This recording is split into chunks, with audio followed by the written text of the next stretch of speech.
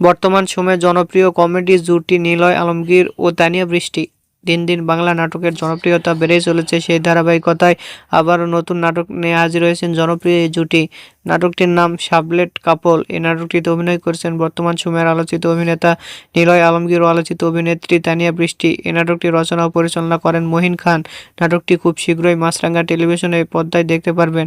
আপনারা দেখতে চাইলে অবশ্যই মাছরাঙা টেলিভিশনের পর্দায় চোখ রাখুন এবং নিয়মিত নতুন নতুন নাটকের আপডেট পেতে হলে অবশ্যই চ্যানেলটিকে সাবস্ক্রাইব করে রাখুন। পরবর্তী ভিডিওর জন্য অপেক্ষা করুন।